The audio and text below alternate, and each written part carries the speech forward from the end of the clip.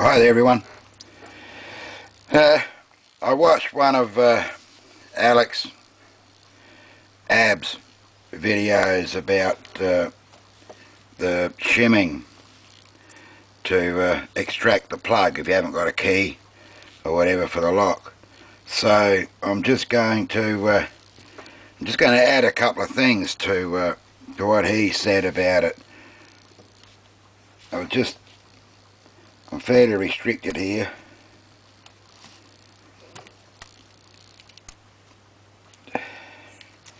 Just get this thing to pieces. You have to bear with me for a while but I thought, well, I'll start from the very start, which is the process of removing the back here.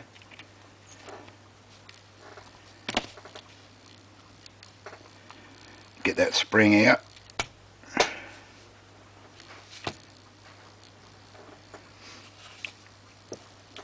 Now the first thing, just got to make sure I keep this in camera shot for you folks. Oh, by the way, this is a lane. Where can I get it so you can bloody see it?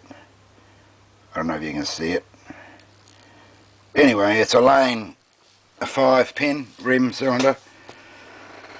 The first thing is you've got to get this is normal shim metal. I have used, well, I've actually cut this one, you know, a bit short, but that's a aluminium. It's actually a ginger beer can, soft drink can, but I'm not really happy with the soft drink cans, so I've gone. This is a shim metal that I managed to pick up years ago from somewhere. But anyhow, the point I want to make is this. I've done this on several locks, but there are a few that I can't do this, because if that plug is too tight in the casing there, you can't get the shim in at all. And I've got a couple of locks here that's just too tight, and I'm limited by the amount of the stuff I've got. I've got to look around for some I'm going to have a go with the automotive feeler gauges, you know, see how they work, but I haven't got any at the moment for this purpose. Is that still in bloody camera shot? Yeah, so yeah, that has got to be, there's got to be enough movement in there so you can get the shim in. Now I've cut mine a little bit too narrow. It was after watching Alex's video I thought I'd do one as well. You've got to make that, you've got to make the shim wider than what I've made mine, because as I'm working that in, it tends to work off track. Where am I? There's the pins under there. It tends to work off track, and it starts to miss pins, so it's pretty hard to control when you go in there. You get an easy lock that's got plenty of clearance in that plug, it's not a problem. Excuse me. But the ones that are a bit tighter, it'll tend to work that off on a damn angle and you start missing pins. So I've made mine too narrow, but I'll make a few more later on. So, and as he said, you've only got to feed it in there. Oh, actually I better get me weapon ready, I suppose.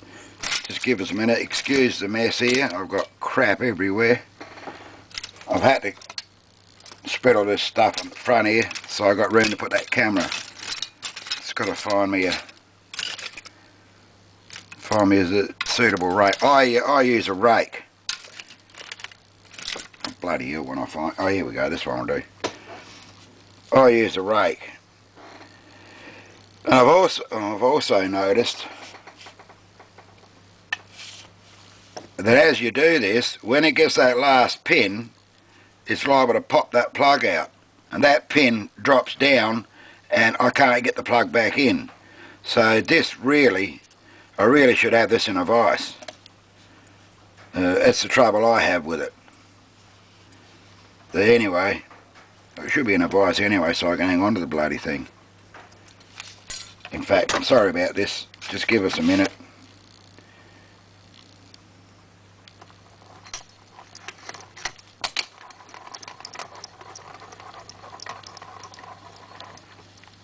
I've never been known to be very well organised anyway, so nothing's new in that department. Now I'll adjust that camera, I suppose, so you can see what I'm doing. Okay, here we go. Where are we? Upside down. Also, I've noticed that if you put too much pressure,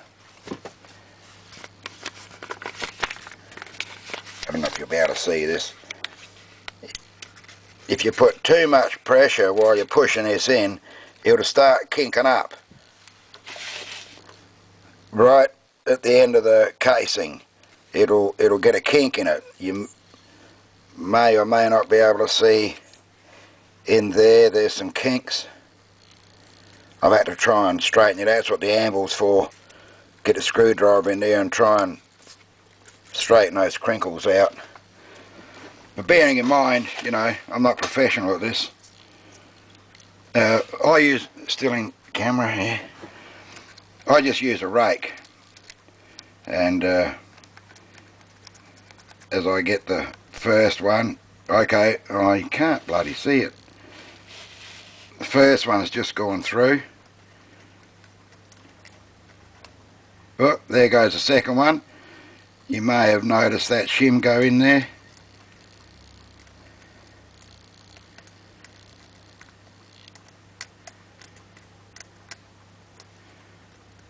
I mean, I might not have picked a very good lock to do this, because I did this on one of these locks and that's what kinked me shim up. I just couldn't get the bugger in any further.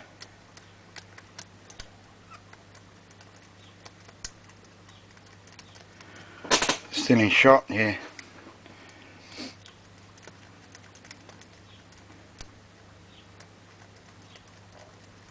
Just a matter of working the key pin down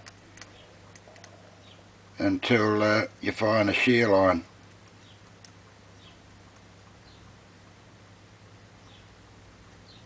This shim might be a bit tight in this plug.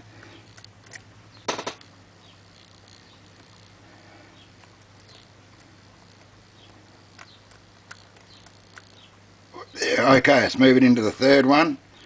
I think that's 3 now.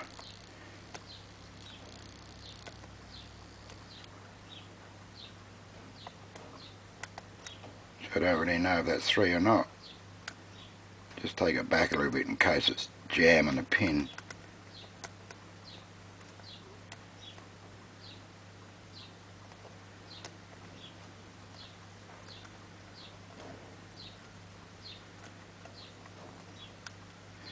Might just pull that out a bit.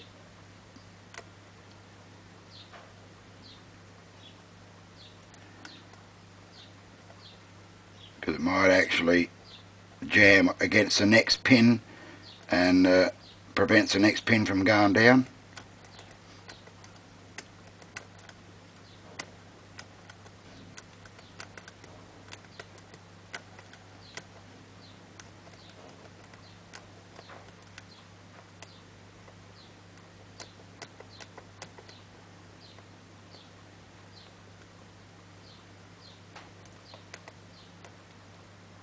It feels like there's only one pin to go, but see, if that plug's fairly tight now, so it might not work on this one.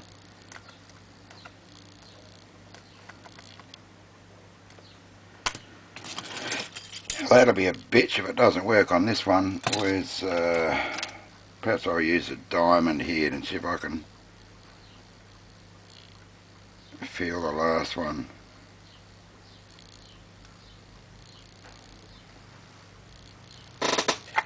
That kink, no. You got to be careful how much pressure you use against the shim. Still in shot. Against that shim, you push it too hard and it'll kink right at the, and it just won't go any further.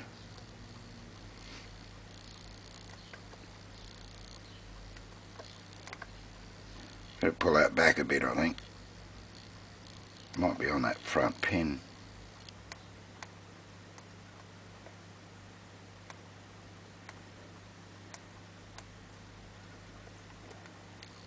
Oh, it's already gone.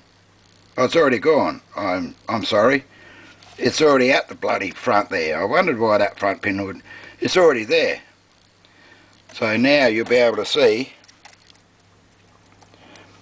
just turn the plug. There it is. You can now pull your shimmy up and push that plug out, but I'm not going to push the plug out because I don't want to take it out. But alright, so yeah, it's not very difficult. I am going to make myself some more of these, but I'm going to make them a bit wider. Still in shot, yeah. I'm going to make them a bit wider. Fuck that off. Make them a bit wider because this one's a little bit, and of course the end needs a bit of better reshaping as well. It was only, this is my first attempt at it, or you know, at making these. I have done this one on several locks to get them out. So that one's loose, but you will find that there'll be some. See, that plug feels fairly tight, so I doubt this will work on this lock. So I'd have to go for thinner probably. Yeah. Alright, well that's all I really wanted to do, was just to show you how this is a sort of a follow-on from Alex, but I just wanted to point out that you have to make these, I think, wide enough so that they don't start, you know, working their way off the pins as you're working the shim in. So you can see that's only just as wide as the, and it's not wide enough, it should be wider. But I thought, well, the wider you make this thing, the more room it's going to take up in there as you're pushing it through, but I don't know. I don't know. But anyway, we got it, so.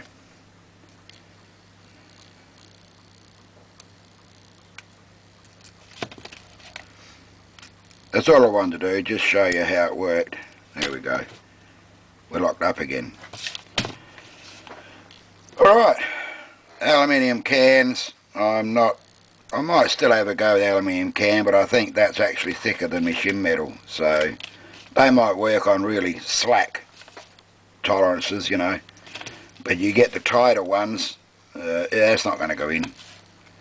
So perhaps a range of these things of different thicknesses would be the go, but I'll look at that later on anyway. Alright, well, thanks for watching that. Like I said, this was just an add-on to Alex's video to explain the experiences I've had doing this shim thing. Alright, hooroo.